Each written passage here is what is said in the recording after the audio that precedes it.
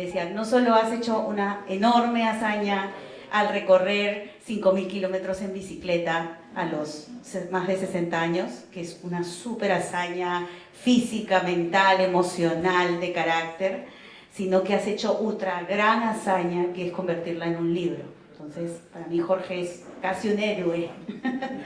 Me sentí sumamente honrada con esta tarea y desde ahí la acogimos, y hoy Jorge me pidió tener el honor de presentarlo, así es que ahora voy a presentar, digamos, a quienes lo acompañan.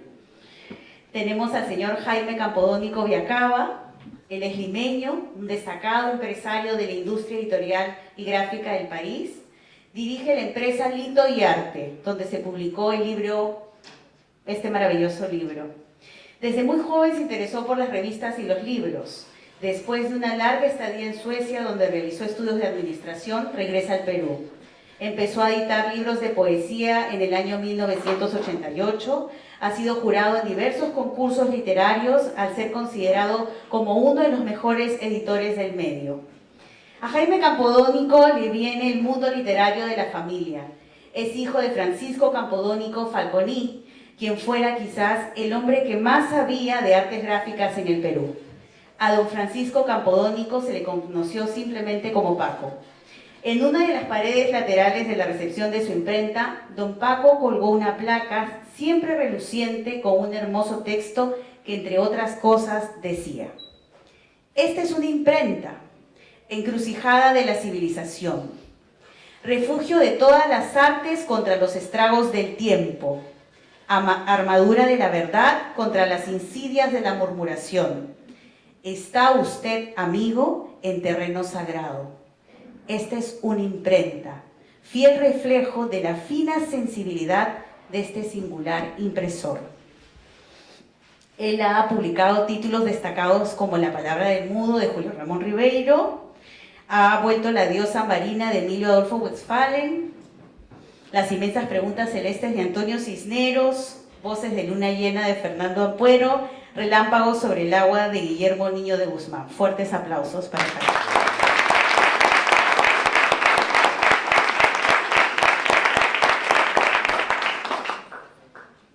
También nos acompaña el prestigioso doctor Alberto Boreo Dría, limeño de nacimiento, político, abogado y escritor peruano. Se licenció como abogado por la Pontificia Universidad Católica del Perú y luego hizo estudios de posgrado en la Universidad de Wisconsin y en la Universidad Complutense de Madrid. Ha sido profesor de Derecho Constitucional en universidades prestigiosas como la San Martín de Porres, la Universidad Católica, la Universidad de Lima y la Universidad San José de Costa Rica. Es un reconocido conferencista internacional.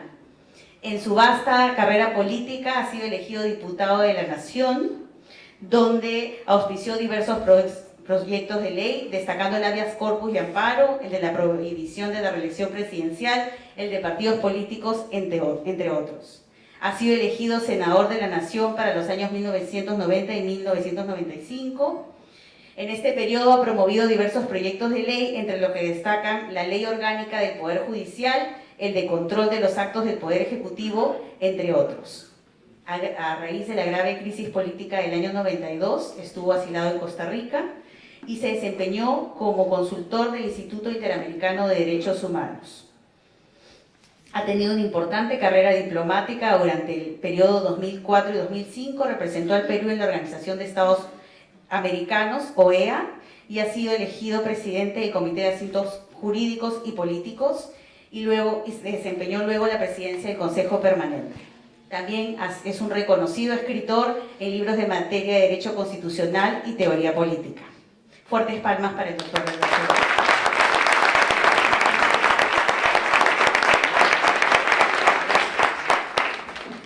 Y ahora, nuestro autor. Jorge Risco es ingeniero industrial, graduado de la Universidad Nacional de Ingeniería y cuenta con una maestría en Administración de Empresas de la University of Iowa. Los aspectos más resaltantes de su trayectoria profesional los pueden encontrar en este hermoso libro. Él se presenta, como les dije al inicio, como un deportista de la tercera edad. En el año 2011, a la edad de 60 años, representó al Perú en la prueba de resistencia denominada RAJBRAI, que anualmente se lleva a cabo en el estado de Iowa.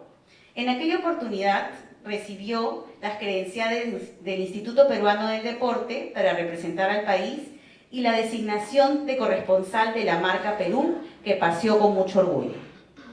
Él es autoeditor de este hermoso libro titulado 5.000 kilómetros en un diván, viaje en bicicleta por los Estados Unidos, en la que ahora nos acoge esta hermosa librería. Fuertes palmas para Jorge Rico.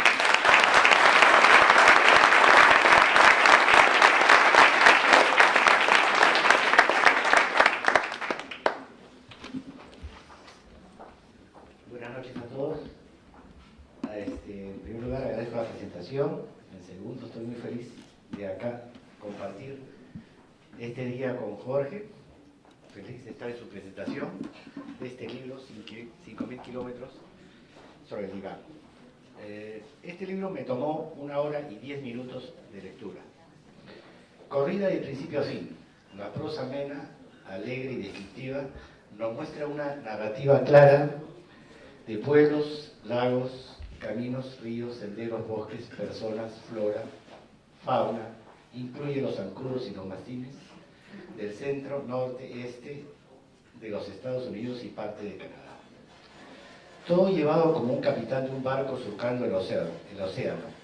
Jorge se prepara su travesía con una prolija medición del clima, temperatura, vientos, velocidad, alturas del recorrido, como un profesional en la materia. Como menciona nuestro querido Rafael Sendre en el prólogo, con meticulosidad de un ingeniero. Además, otra cosa por destacar, es el ritmo de velocidad y distancia que tuvo en cada una de las etapas. Diría similares al Tour de France, y eso, sin tener escoltas que no corten el viento o le hagan los relevos. Y la carga adicional de más de 20 kilos por las mochilas, carpa, comida, agua, ropa, etc. Haciéndolo solo, realmente impresionante. Yo que hago una vuelta en bicicleta alrededor de la residencial San Felipe, donde vivo, cubro mi cuota de ejercicio del mes. Así que, querido Jorge, como dicen los franceses, chapeau, me quito el sombrero. Ya de joven Jorge nos cuenta sus ganas de viajar y nos menciona que de chico con sus amigos prepararon una balsa al estilo Kon-Tiki de Thor Heyerdahl. Hasta que uno de los padres de sus amigos se enteró, la confiscó y el viaje abortó. Hablando de Heyerdahl, al que conocí hace 30 años, le publiqué 3 libros. Una persona súper interesante. Recuerdo que tuvimos varias botellas de vino de conversación. Recuerdo su linda esposa Jacqueline, que en esa época me preguntaba dónde la había visto antes. Y después me enteré que ella había sido la secretaria de la serie de televisión de los 60, 77 Sunset Street. Hoy a cargo de la Fundación Kon-Tiki. Pero volviendo al libro, Jorge nos hace ingresar de manera reflexiva a Nápoles, ciudad donde nació, recuerdo de su padre, su vida, su juventud, la cual alterna acertadamente en cada capítulo que nos ofrece. Es una constante reflexión a lo largo de estos 5.000 kilómetros.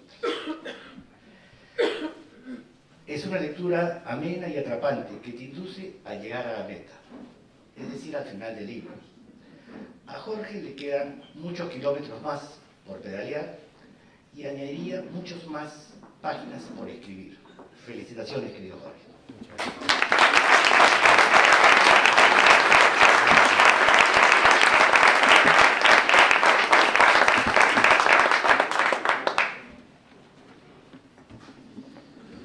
Bueno, en primer lugar quiero agradecerle a Jorge que me haya hecho el honor de dirigirme a ustedes en la presentación de su libro. En realidad no teníamos nosotros, quienes somos sus compañeros de promoción, la expectativa de que Jorge escribiera un libro, porque no era por las letras por donde se había inclinado, digamos, desde muy muchacho. Aquí ya vemos muchísimos de la promoción y yo me siento muy contento por eso, y nos vemos retratados en este libro. Pero yo estoy seguro que nos vamos a ver retratados si este libro sintetiza una de estas cosas que hoy día se pasan por WhatsApp, que estoy seguro ustedes no han recibido también igual que yo en estos días. Y esto me lo mandó otro amigo del colegio, que es un año antes que nosotros, José Gandolfo Raffo, y en consecuencia un poquito mayor que nosotros, pero ustedes lo han recibido. Recuerden esto: si miramos con cuidado podemos detectar la aparición de una franja social que antes no existía. ¿Se acuerdan? ¿Han leído eso? Muy bien. La gente que hoy tiene entre 50 y 70 años. A este grupo pertenece una generación que ha echado fuera del idioma la palabra envejecer. Porque sencillamente no tiene entre sus planes actuales la posibilidad de hacerlo. Se trata de una verdadera novedad demográfica parecida a la aparición en su momento de la adolescencia, que también fue una franja social nueva que surgió a mediados del siglo XX, y de ahí en adelante ustedes pueden leer eso en sus propios WhatsApp.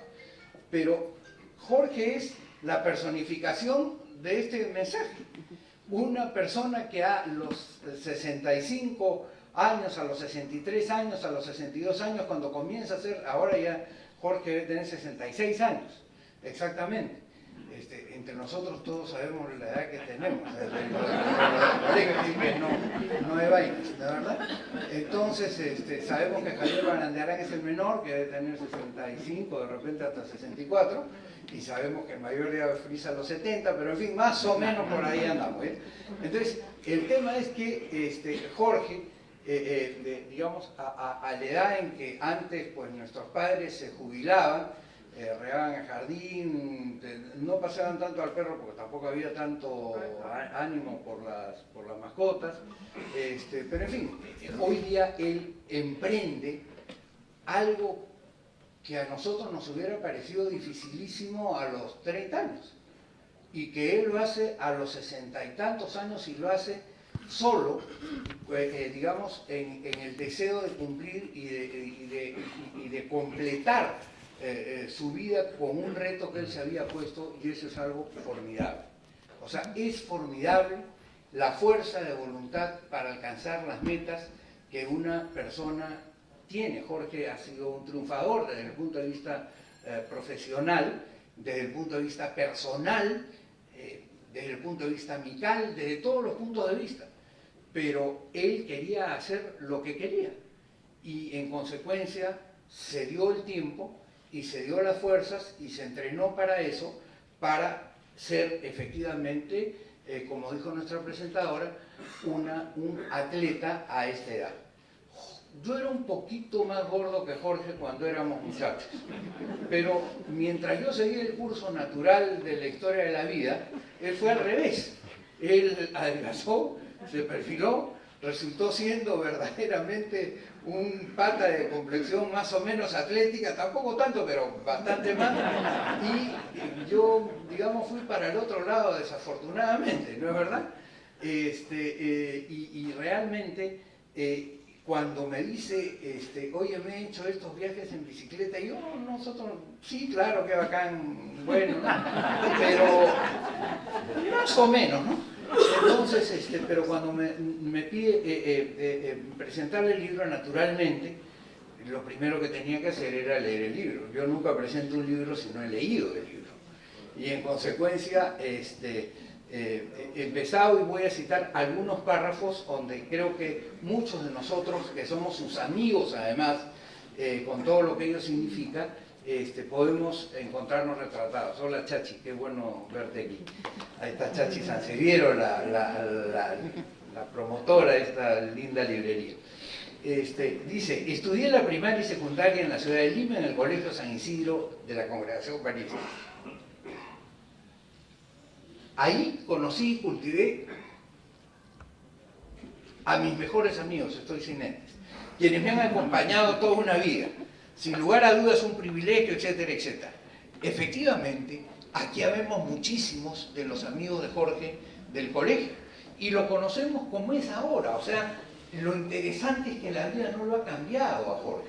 O sea, él se ha impuesto en su modo de ser alegre, simpático, digamos, decidido, determinado, a lo que a veces son los avatares de la vida que nos van moviendo, desde la propia muerte de su padre, que relata también que se produce cuando estaba él en los Estados Unidos y donde él estaba junto con sus dos hermanos mayores, ¿no es verdad? En ese momento él se impone a la vida y la meta que se traza la sigue y la consigue.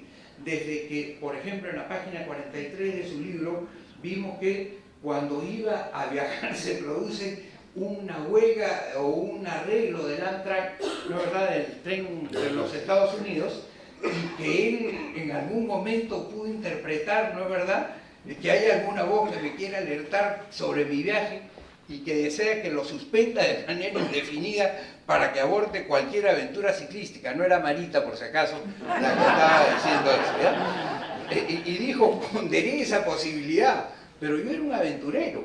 Y fíjense ustedes cómo, frente a esta cuestión en la que a veces uno de verdad piensa, no será por esto, él dice, no importa, yo, a pesar de que era su primer viaje, porque entiendo que en el tercero lo hubiera seguido porque ya tenía la experiencia de los otros, dice, no, yo voy a seguir con mi determinación y avanza. Es decir, se impone a los retos que la vida le va planteando, ¿no es verdad? Sigo la lectura del libro y resulta que pasa por el estado de Wisconsin, donde yo estudié posgrado en Derecho Constitucional, pero él no fue por la ciudad de Madison, se fue más al norte de Wisconsin, ni siquiera paró en Milwaukee, ni siquiera paró en Green Bay, que es la catedral del fútbol americano en Estados Unidos con los Packers, que son uno de los equipos más importantes de ese deporte. Pero, digamos, aprendo, por ejemplo, que Wisconsin deriva de una palabra del dialecto de los indígenas que vivían ahí, que significaba unión de aguas, ¿no es verdad? Entonces, me sigue interesando el libro por 100.000 cosas, y claro, a diferencia de Jaime Campodónico, que nos cuenta que hace un tiempo se tomó varias copas de vino. ¿Con quién fue, Jaime? ¿Ah? Nada menos. Bueno, ameritaba, ¿no es verdad? Pero se toma unas copas de vino con Heyerdahl. Aquí nos cuenta Jorge un episodio de un pueblo que se llamaba Matún, ¿no es verdad?, donde se encuentra con el sheriff y hablan más de 2 horas, pero solamente se convidan 2 cafés entre ellos. Estaban un poco omisios, como en efecto dice él en su viaje, un viaje, no obstante esto, de misión, ¿no es verdad?, pero de una gran determinación y que va demostrando el carácter alegre, jovial de Jorge y algunas cosas que él, sobre las cuales él cavila, porque claro, imagínense ustedes estar solo tanto tiempo, pues tiene que pensar, la soledad es muy linda para reflexionar, ¿no?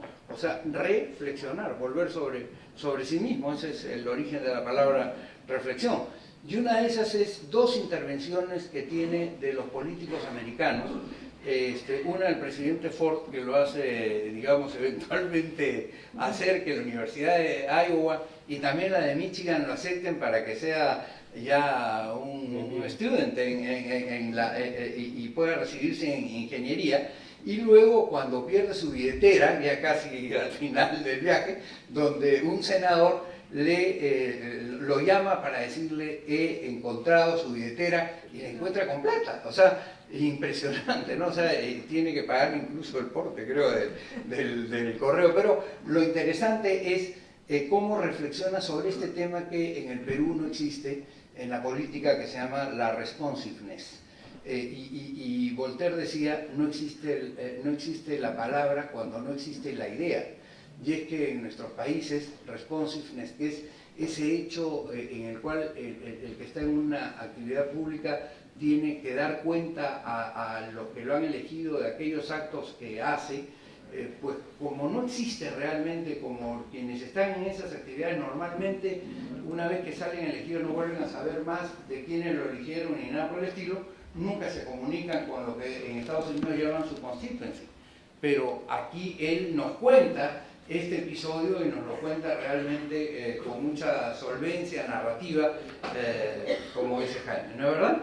Y en ese sentido sigue discurriendo los problemas con los perros, los problemas que ha tenido con los perros, que lo perseguían, que lo querían morder, que había que levantar las manos para que no lo muerdan, había que poner la bicicleta al frente, etcétera, etcétera. Es muy entretenido. Y en segundo lugar, una cosa que por cierto todos deberíamos de hacer, pero que él nos la vuelve a contar, y es siempre tiene que tener un papel con una identificación permanente, esto en el momento en que estuviste de problemas, ¿no es verdad? Y después, digamos, del primer viaje, ¿cómo se llama? Él dice, veían en mí, los americanos, una persona adulta cumpliendo un reto y un sueño que algunos quisieran reeditar. Yo no diría reeditar, sino editar, porque realmente ninguno de nosotros ha cumplido ese sueño. O sea, quisiéramos editarlo, de verdad, o sea, por primera vez, ¿no? Él no solamente lo ha editado, sino efectivamente lo ha reeditado. Lo ha escrito 3 veces en su vida, ¿no es verdad? Es interesantísimo, por ejemplo, cuando, digamos, narra el encuentro con su hijo, que es médico, y lo va a llevar el encuentro a Rochester, donde él estaba enfermo. ¿Qué mejor que encontrarse con su hijo en el extranjero, pero qué mejor que verlo así, ¿no? O sea, impresionante todas esas reflexiones que a todos nosotros la vida nos va entregando. Y después, lo que es las cosas simples de la vida, ¿no? Que me hacían recordar a esa gran película de Roberto Benigni, La vita è bella, no es verdad que todos hemos visto, porque es una de las mejores películas que ha habido, y dice, cada vez que observo un bello paisaje o una agradable escena, sea una montaña, un bosque, un lago, un poblado, un venado, un águila, una tormenta eléctrica, una puesta de sol, me invade un sentimiento de dicha. Es decir, la vida es bella. O sea, puede tener 100.000 problemas, pero vivir es bello, y eso lo decía Bellini, un campo de concentración de los hebreos en la época de Hitler, y por cierto, claro, para Jorge era cuanto más bella que eso, ¿no es verdad? Los recuerdos con Pepe Delfino, que está viviendo ahora en los Estados Unidos, de cuando iban a la hacienda de Pepe en el año 68, es decir, realmente todo un cúmulo de recuerdos que a nosotros, por lo menos a la gente de nuestra edad, lo motivan a una cosa fundamental. Ya a estas alturas hay que hacer lo que uno quiere, respetando a Dios, por cierto, y a las creencias que tenemos, pero ya hay que hacer lo que uno quiere, ya no nos queda tanto tampoco, ¿no es verdad? Estamos, como dicen los que le gustan los toros, en el tercer tercio, ya no estamos ni siquiera en la muleta, ya ya pasamos hace rato la capa y entramos con la de verdad, ¿no es cierto? Entonces, bueno, hagamos pues lo que nos toca. La ventaja es que, como dije al comienzo, nosotros estamos en un momento de una vida que podemos vivir a los 65, 66, 70, 75, 80 con toda seguridad, and so on. No sabemos hasta cuándo seguirá, ¿no es verdad? Seguirá, digamos, ayudándonos la medicina o el buen trato, ¿no es verdad? Y finalmente, el episodio del senador Blackhouse, que nos cuenta cómo es que se le pierde la billetera estando frente al Capitolio y tiene que regresar, etcétera, etcétera. Lo que vemos aquí en Jorge, su recuerdo por Fito Dahmer, por ejemplo, que lo auspicia en uno de sus rides, ¿no es verdad? Y que lo hace ya un poco en el espíritu de apoyar la lucha contra el cáncer y todo lo demás. De verdad, son cosas impresionantes. Y claro, a nosotros, que lo hemos visto desde transición, ¿no es verdad? Entonces nos dice mucho y es parte de nuestras vidas. Nosotros, gracias a un amigo que dirige la promoción, realmente, pues nosotros tenemos un presidente que parece presidente italiano, porque con la justa será, o presidente suizo, nadie lo conoce mucho. Pero al que sí conocemos es el primer ministro, que es Enrique Moscoso. Y Enrique Moscoso, que nos reúne permanentemente. No, nuestro gran presidente es más antiguo en el poder que los Castro, digamos, es Miguel Cayó.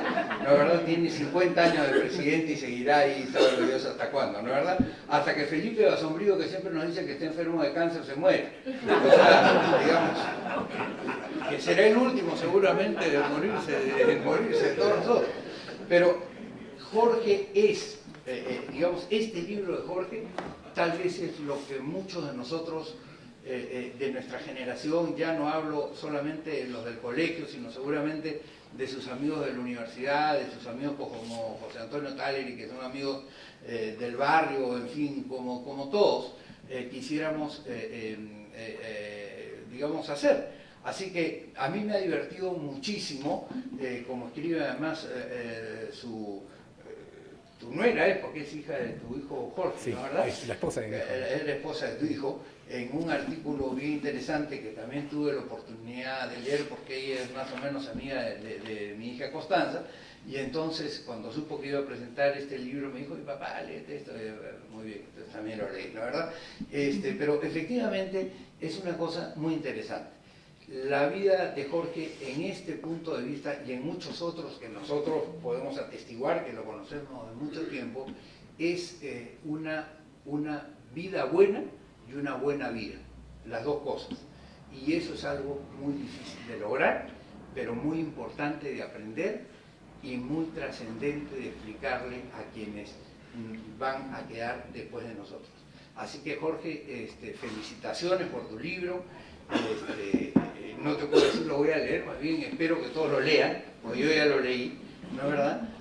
Porque nos va a divertir mucho y nos va a hacer reencontrarnos con una serie de experiencias que no hemos vivido, pero que quisiéramos vivir y quisiéramos tener. Y que estoy seguro, bueno, algunos jugando ajedrez, otros jugando fútbol a esta edad, en fin, lo que fuere, van a ser. Yo me encantaba montar bicicleta con Roberto Fidari, que está acá presente, íbamos al colegio en bicicleta, digamos, vivíamos más o menos juntos con Pepe Rey también en la calle Costa Rica, pero él no ha ido en bicicleta, pues después se mudó, pero nosotros con Roberto sí íbamos en bicicleta y después a pie. Entonces, pero nunca llegamos a tener esa tenacidad para lo que ha tenido Jorge. Entonces, yo quería compartir con ustedes, y con esto termino, porque me propuse no hablar más de 17 minutos, en realidad me propuse hablar 15, pero como Jaime, digamos, es un homenaje a la brevedad, que además es que es un respeto para ustedes los presentes, ¿no es verdad? Y además, como dicen, lo bueno si breve dos veces bueno, y eso es lo que ha pasado con él. Lo mío no es tan bueno, pero he querido recordar todas estas experiencias y decirle a Jorge que estamos todos muy contentos de que haya podido darse el gusto, primero, de hacer 3 viajes en bicicleta por más de 5.000 kilómetros, segundo, que nos lo haya contado, y tercero, que siga entre nosotros para darnos la alegría que desde chicos nos daba, porque él era uno de los más alegres de la promoción y sigue hasta ahora siendo uno de sonrisa permanente como lo está bien. Así que muchas gracias, Jorge, y gracias a ustedes por haber venido.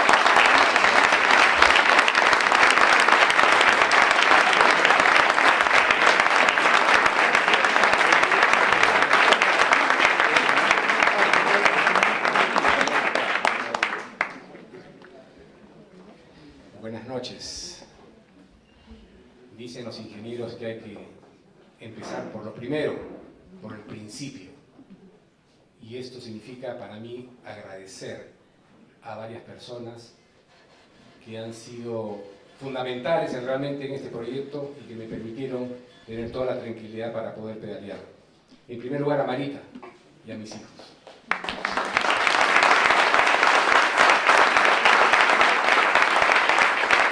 No hay forma de hacer este viaje si uno no tiene el apoyo de la familia. Pero uno es consciente también que le trae preocupaciones a la familia, porque uno se ausenta. Ni yo mismo sabía a dónde iba, ni a dónde estaba. Imagínense en Lima la familia. Así que muchas gracias, Mari, por tu apoyo y por el de mis hijos. a cada uno de ustedes por asistir esta noche a esta presentación. Sé las incomodidades que significa venir, transitar por Lima, encontrar un espacio para parquear. Por eso se los agradezco inmensamente. Estoy muy agradecido a cada uno de ustedes por su presencia. A Jaime Campodónico, el hombre de la paciencia infinita. Jaime tuvo que padecer la cantidad de veces que yo lo molestaba a cualquier hora del día para decirle hay que imprimir una placa, porque he cambiado de parecer. Esta palabra no me gustó. Y Jaime lo hizo con entereza, sin murmuraciones. Jaime, muchas gracias. Gracias por ayudar en este proceso. Gracias por presentar mi libro. A Alberto Borea también lo mismo. Alberto, por presentar el libro, por los 60 años que nos conocemos. Y además, porque estamos este año cumpliendo medio siglo de haber salido del colegio. Y este evento es parte, creo, de lo que queremos celebrar y festejar.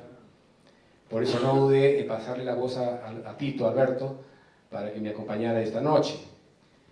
Claro que hay ciertos problemas, porque yo recuerdo cuando estaba en el colegio, él sentaba en la primera fila, yo lo hacía más atrás, porque esa era la norma de la congregación en función a la libreta de notas. Pero claro, cuando salí del colegio, me preguntaban, ¿qué colegio has estudiado? Marisa San Isidro. Ah, con Alberto Borea. Así que a los que están sentados atrás, si no ven cuál de los tres pedaleó, el que pedaleó fue el que está al lado de Alberto Borea. Un agradecimiento muy especial a Rafael Sender, quien tuviera la entereza de escribir el prólogo de este libro. Rafael, que recibiera la nominación al Premio Ralde de España por su novela Tendrás oro y oro, tuvo a bien dedicarme el tiempo para orientarme, para enfocar el libro. Fueron innumerables horas de conversación, muchos cafés expresos, muchos croissants, pero sin él no lo hubiera hecho. Así que a Rafael, un cariño muy especial para ti.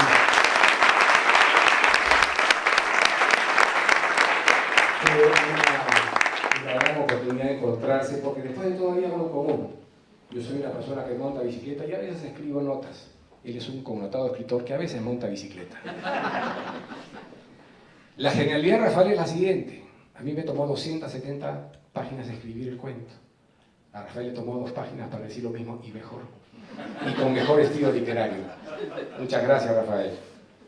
A Juan Pablo Mejía, que fue el revisor y diagramador de la obra, no sé si está presente esta noche. Él hizo un trabajo impecable también en poner todo el aspecto gráfico, al cual también tuve la ayuda de César Rivero, que por ahí lo he visto, un compañero de la universidad que trabaja 24/7, solamente descansa en Navidad. A mis amigos Enrique Moscoso y Miguel Estrada también, del colegio y de la universidad, agradecerles por todo el apoyo que me dieron para difundir esta obra.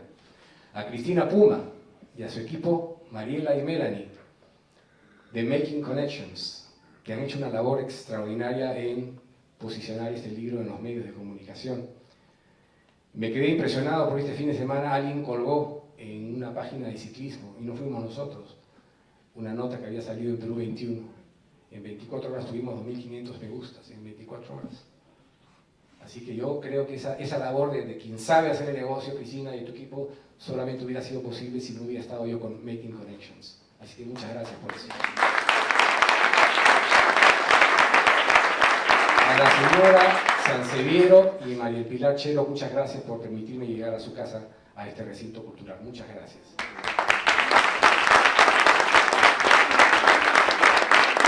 Y finalmente, sí, no es un agradecimiento, pero sí un momento de recuerdo a la memoria de Eduardo Lali Estremadoviro, quien falleció hace escasamente un mes.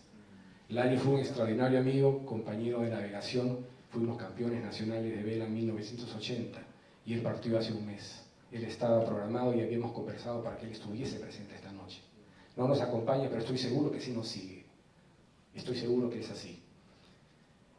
Bien, creo que vale la pena hacer un poco de historia. Nosotros estamos a escasos días de haber cumplido el bicentenario del invento de la bicicleta.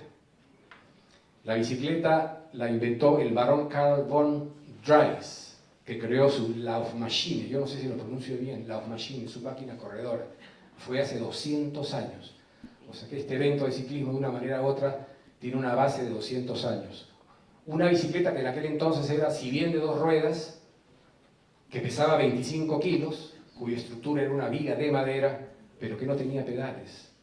Los pedales y los sistemas de transmisión se inventaron posteriormente. Pero claro, la evolución es tremenda. Nosotros vemos, por ejemplo, yo hace unos meses escuché un término que en mi vida había escuchado, el cyclor. ¿Alguien sabe lo que es el cyclor?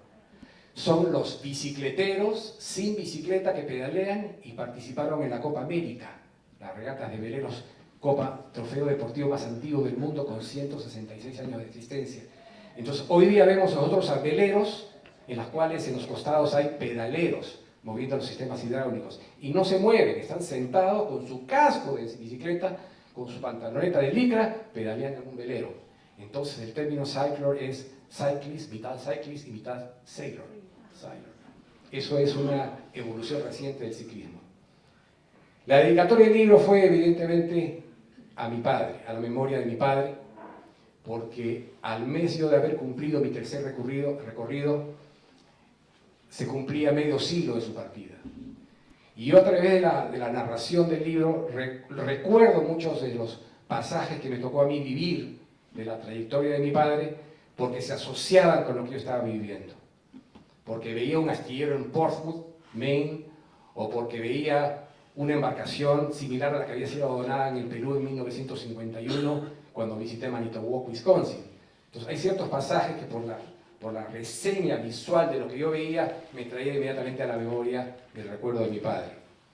También se lo dediqué, como mencioné al principio, a Marita, porque claro, alguna vez me preguntó si esta era la aventura del ciclismo la más grande de mi vida. No, la más grande de mi vida la inicié hace 34 años cuando me casé con ella.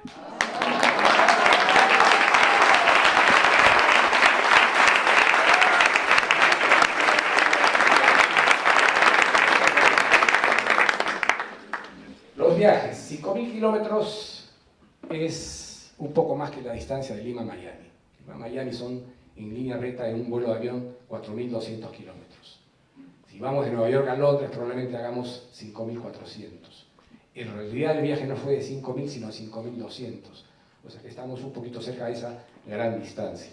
Yo hice 3 viajes, el primero de ellos en 2014. Lo hice partiendo en Minneapolis, St. Paul. No había pensado partir ahí y lo cuento en el libro. Fue uno de esos casos fortuitos donde a último minuto, a la última hora me vi forzado a redireccionar la partida. Y claro, me trajo miles de problemas hacerlo así porque no había estudiado yo la forma de hacerlo. Este viaje fue el más largo, 2.500 kilómetros, que dicho sea de paso, me dejaron puré. ¿Por qué? Porque si bien la parte de Minnesota y Wisconsin que tiende a ser más plana, pero ya ingresando a Nueva York se empieza uno a encontrar con los primeros pliegues de la gran cadena Adirondack y los Appalachians. Entonces todo vuelve a ser subida y es tremendamente agotador. Fue un viaje que yo lo que hice en esa oportunidad fue enviar emails, los enviaba diariamente a mis hermanos, a algunos amigos, cuando encontraba wifi, no siempre lo hacía. Como yo acampaba mucho, a veces no había señal, y me pasaba 2 días, 3 días sin poder comunicarme. Dicho sea de paso, a veces son regiones tan remotas, muy cerca de la frontera con Canadá, y que tampoco hay señal de roaming, o sea, para conseguir conexión por celular, salvo que hubiera tenido un satelital, teléfono satelital. Pero también explico por qué no fui a ese tipo yo de instrumentos modernos como el GPS ni el satelital, para convertir este viaje en una aventura real. El segundo viaje fue a través del estado de Nueva York, Vermont, que es muy montañoso, bellísimo estado, y también la zona de Pennsylvania. Fue un viaje de cerca de 1.500 kilómetros, pero el gran significado de ese viaje fue porque me partí o inicié el recorrido con mucha alegría. Yo conseguí conversar con Fito Damer, que nos acompaña esta noche, y él mostró un entusiasmo tremendo porque le interesó que hubiera un ciclista pedaleando en el extranjero, hablando de la liga contra el cáncer en el Perú. Y yo me hice de una buena cantidad de tarjetas que distribuí a Fito con las distintas personas con las que conversaba y les explicaba sobre la liga contra el cáncer. Pues no sé de las donaciones, No sé de las donaciones, alguien habrá hecho alguna, pero fue muy emocionante porque la gente valoró muchísimo eso, que hubiera un peruano pedaleando en Estados Unidos en favor de una liga tan humanitaria. Porque esto es lo que yo comento en realidad para nosotros quizás sea mucho más importante, pero allá en Estados Unidos hay muchos deportistas, muchos ciclistas que hacen grandes recorridos también que siempre llevan o corren o pedalean en favor de una obra humanitaria. Así que muchas gracias, Fito, porque lo disfrutamos muchísimo de haber representado a mí.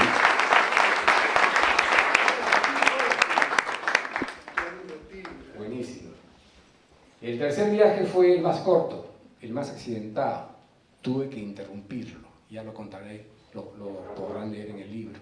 Pero fue también por la zona quizá más hermosa de ese país, Nueva Inglaterra.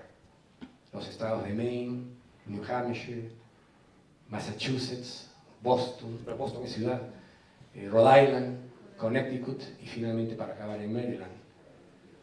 En total fueron 13 estados, más de la provincia constitucional, la provincia de Ontario en Canadá. Viajaba yo con una carga de 20 kilogramos, repartidos entre carpa, bolsa de dormir, alimentos, repuestos, medicamentos, ropa, etcétera, etcétera.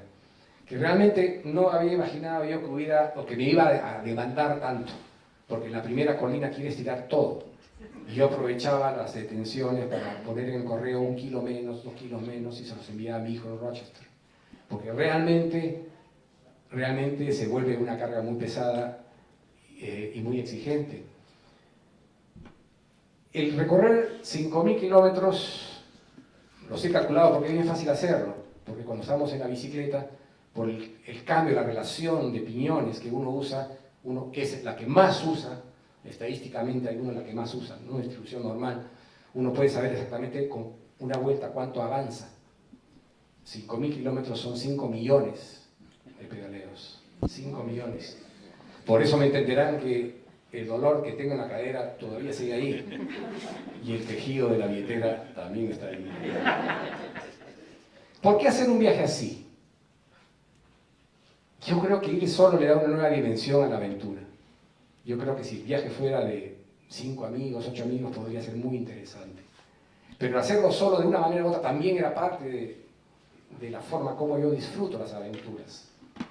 Porque de una manera u otra, aparte de querer hacerlo solo, siempre consideré que también era medio aventurero.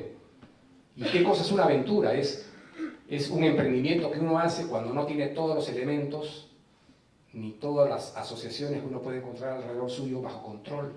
Y hay personas que les gusta eso. Hay personas que les gusta vivir así sin ese control absoluto.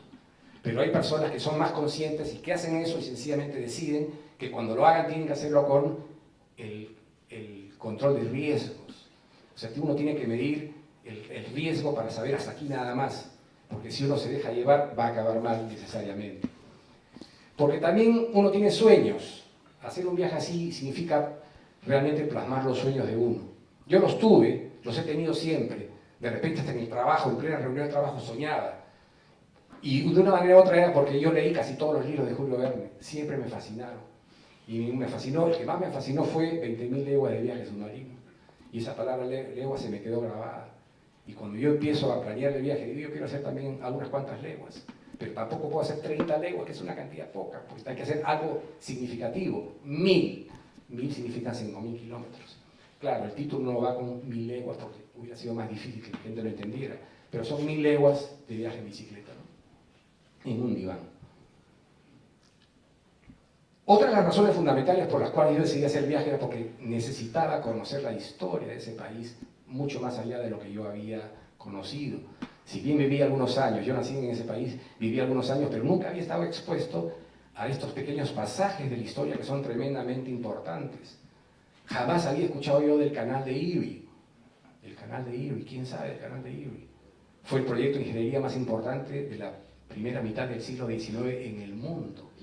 En el mundo. Una inversión de $7.000 millones de aquel entonces, $7.000 millones de hoy.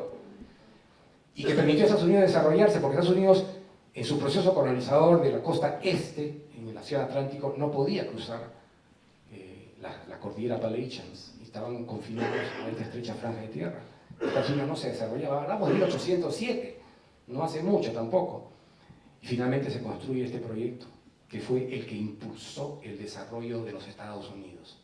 Si no hubiera habido Canal de Erie, sería un país todavía en proceso de desarrollo. Fue una cuestión visionaria de un señor Dwight Clinton. Y cuento muchos pasajes de esta historia del lago Erie en el libro, que es muy interesante, muy interesante. Y hay otros pasajes tremendamente importantes. Conocer un poco más sobre la guerra de 1812. ¿Qué fue la guerra de 1812? ¿Qué fue la guerra franco-india? ¿Quiénes vinieron primero, los ingleses, los holandeses o los suizos? ¿Dónde se establecieron primero en Boston? No, Roanoke. Y desaparecieron. Luego fue Jamestown. Y luego fue Boston. O sea, conocer esos pasajes de la historia, viviéndolos en el sitio, pequeños pasajes, viviéndolos en el sitio, es, creo yo, una riqueza inmensa. Yo tuve la oportunidad de exponerme a lugares, a espacios de la llegada de los ingleses, la formación de la Nueva Inglaterra, el movimiento independentista. Ya mencioné la guerra de 1812. Y otro de los elementos que también me resultó a mí muy importante es viajar por zonas rurales. Hay una gran diferencia entre quien habita en su actitud y comportamiento, entre quien habita en la ciudad versus quien habita en las zonas rurales. Las zonas rurales, la gente que yo encontré fue sencillamente maravillosa. Siempre tuvieron el tiempo para ayudarme, sea con algo de alimentos, información. Y yo encontré al final de mis 3 viajes que era una historia que había que contar, y no necesariamente la parte del ciclismo, porque el libro no habla necesariamente de la bicicleta. Es el instrumento, sí, pero yo no te hablo de la bicicleta, no te cuento de los aspectos técnicos, ni nada de estas cosas, sino del espíritu de la gente. Gente maravillosa que yo encontré. Hay anécdotas increíbles, como por ejemplo una persona para llevarme a la estación de tren manejó cerca de 60 kilómetros y no pedían nada a cambio. Y esto me llevaba a una nueva interrogante, que era, ¿por qué lo hacen? ¿Por qué es solidario en el aspecto individual? ¿O por qué son solidarios en el aspecto colectivo? Y finalmente el propósito del libro es ese, es el rescatar ese sentimiento de solidaridad, porque creo que es una cultura que es el resultado de la conversión moral del individuo, que lo lleva a cabo o solo o de manera colectiva. Y yo he visto que es colectivo en Estados Unidos. El estilo literario del libro fue hacia el narrativo, que es no dramático ni épico, quizás con un sesgo hacia lo didáctico, en la categoría o subcategoría de crónica de viaje, donde el lenguaje es simple. Uno tiene que escribir cosas simples, porque el viajero piensa en simple, reacciona en simple.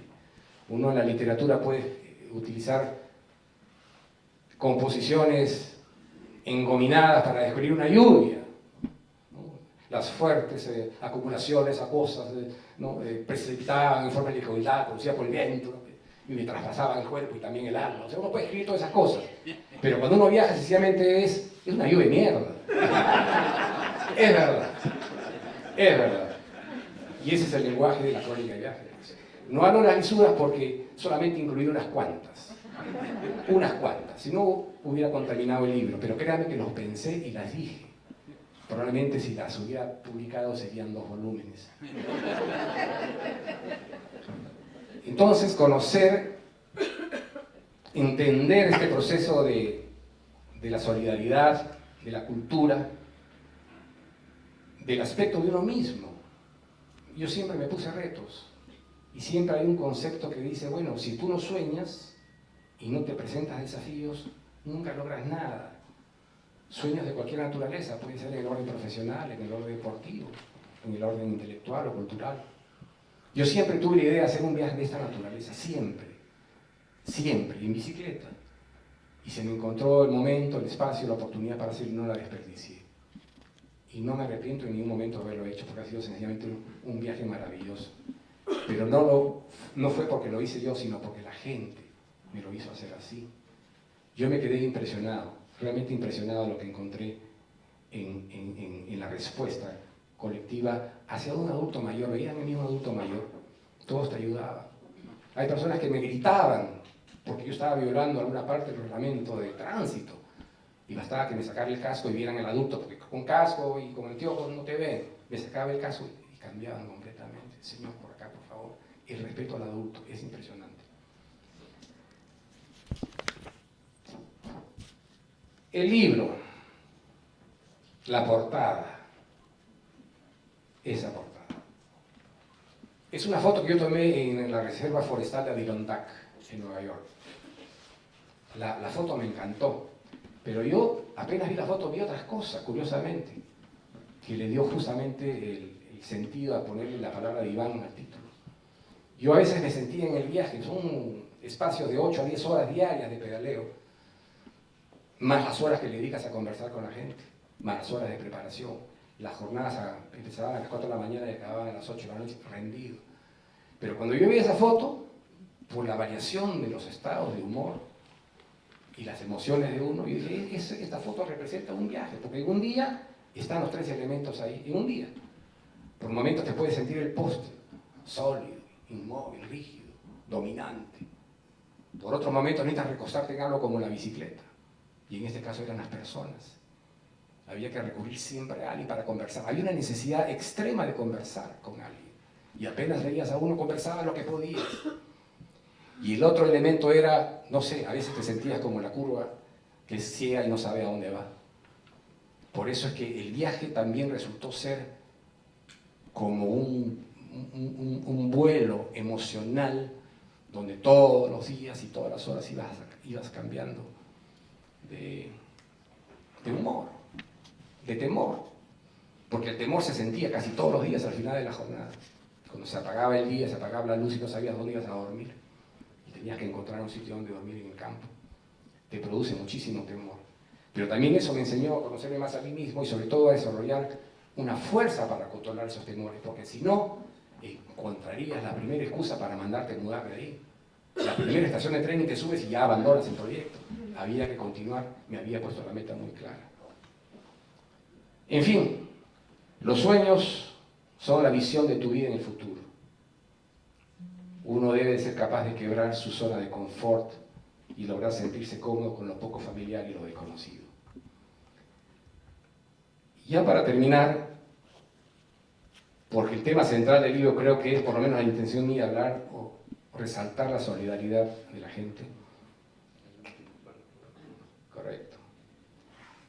Quiero leerles una cosa que yo escribí pero no publiqué en el libro, que me ayudó a mí a entender por qué la gente era solidaria allá, y que era un patrón producto de la historia que los ha hecho ser así. Las dificultades que voy a leer a continuación.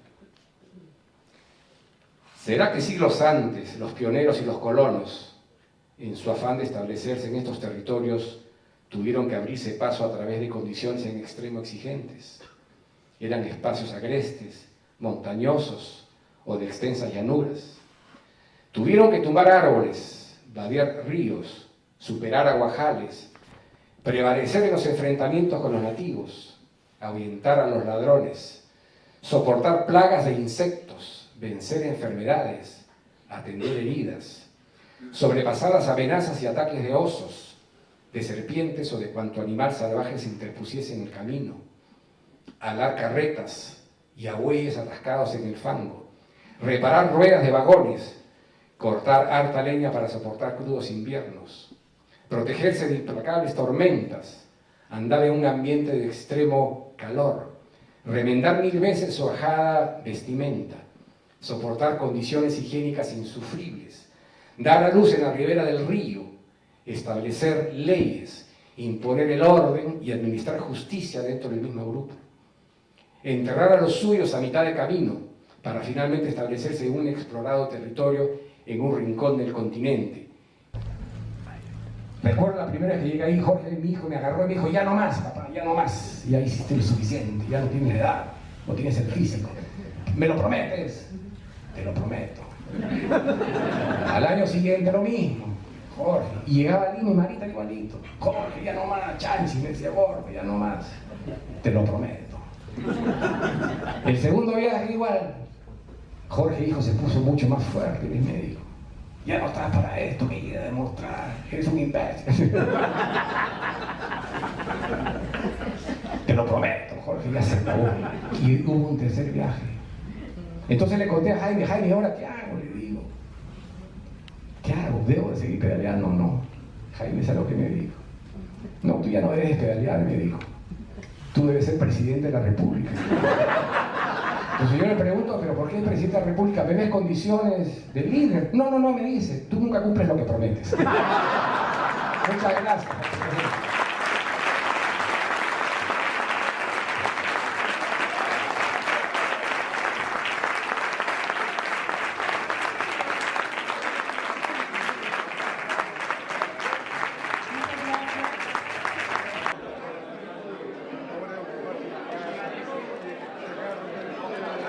Solamente para saludar y felicitar. Han hecho una magnífica exposición. 100 letras, no quiero más. Estamos 4 días.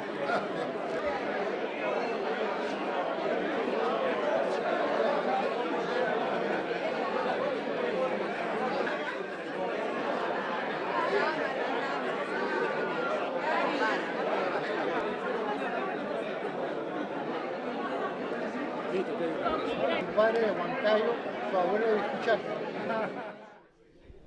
¿Cuál sería la reflexión final? ¿Cuál sería su mensaje? ¿Y qué experiencia rescata de lo vivido? Hay que tener sueños, hay que plantearse desafíos en base a estos sueños para tener logros. Si no, la vida se vuelve muy sedentaria y de muy poco valor. Soñar, plantearse desafíos y obtener logros. Gracias y felicitaciones nuevamente.